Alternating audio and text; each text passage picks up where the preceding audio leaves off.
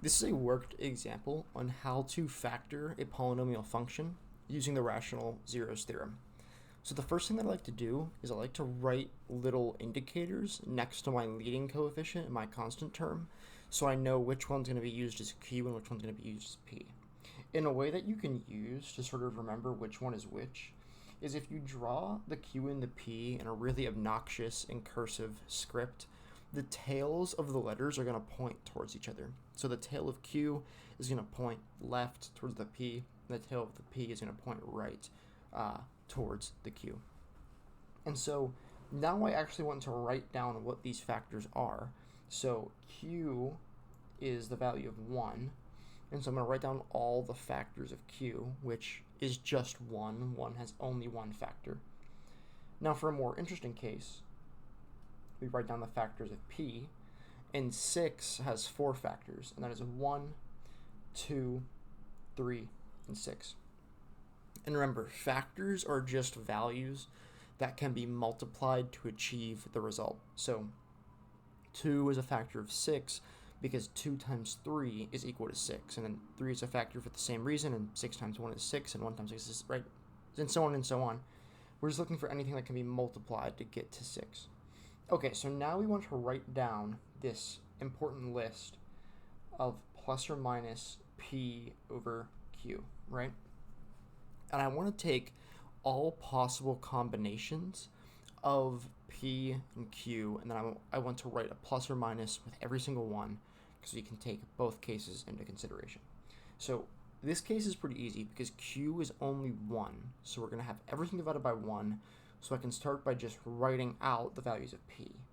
So I have plus or minus 1, plus or minus 2, plus or minus 3, and plus or minus 6. Just for example, if q also had a value of 2, just for example, I would want to go through and write a whole other list, another 4 values, each one being divided by 2. So I would include plus or minus 1 over 2 and plus or minus 2 over 2, but that's just equal to 1, so I could ignore it. And I would go so on and so on, but that's just for example. You'll see that in the other practice problems. Right now, q is simply 1, so we have a pretty small list of values. Now what we want to do is we want to go through and start testing these values using synthetic division. And as a general rule of thumb, you want to start with the values closest to 0 and work your way outward. So I'd start with like 1 and -1, and then I would test 2 and -2. And the reason for this is because you can kind of keep a lookout for that theorem of upper and lower bounds, where when you get to the bottom row of synthetic division, you can check and see if your 0 is an upper or lower bound, because that would rule out everything above a certain value or below a certain value if you're working with a lower bound. However, for the sake of saving time in this video, I am going to make extremely lucky guesses and only guess the correct roots just because I have the answer up on my screen and I want to save time. But in an actual problem, you would not know the answers. You would start guessing them. Remember, we do synthetic division. We check if the remainder is 0. If the remainder is 0, we have a root.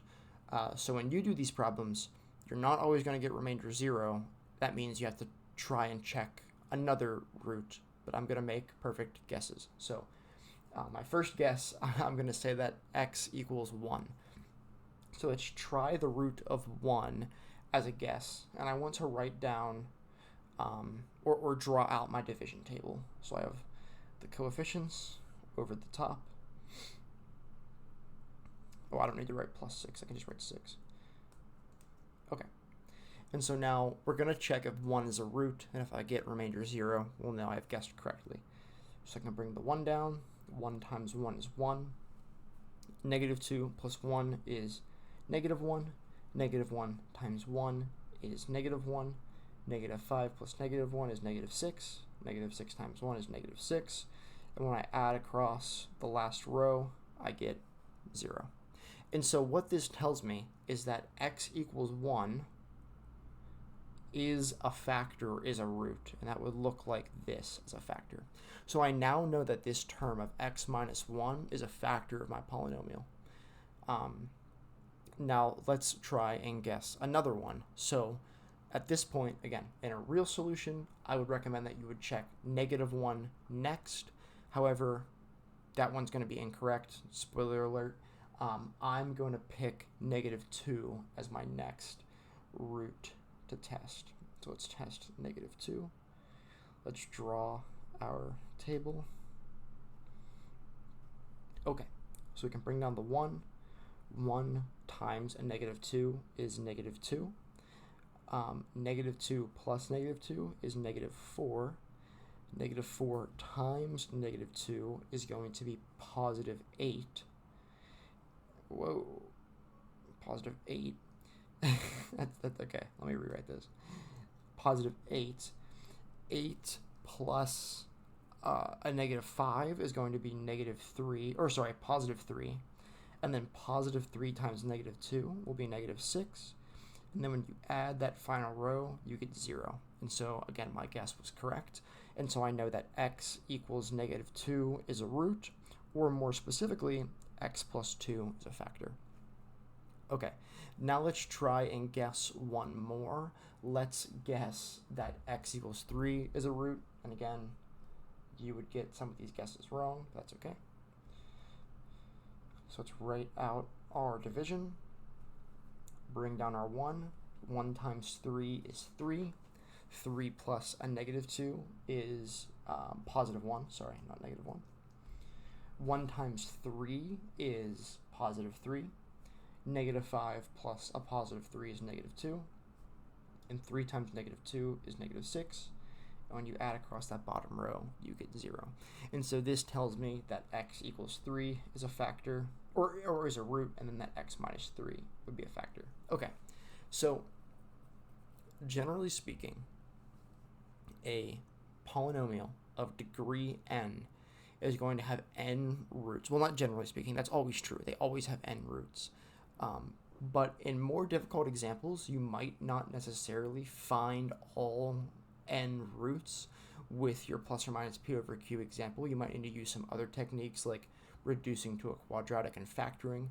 But in general, if you're just guessing and checking roots and you have found n number of roots where n is the degree, so in this case I have a degree 3 polynomial and I found 3 roots, I know I found all of them. There are not going to be any more roots. And so to finish this off, we can just write our function in its fully factored form.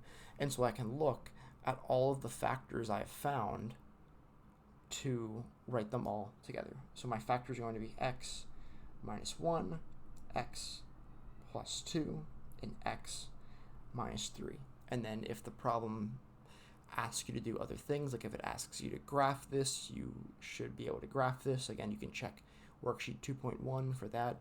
If it wants you to list the zeros, I can list the zeros as a set. Say x is equal to +1, -2, +3.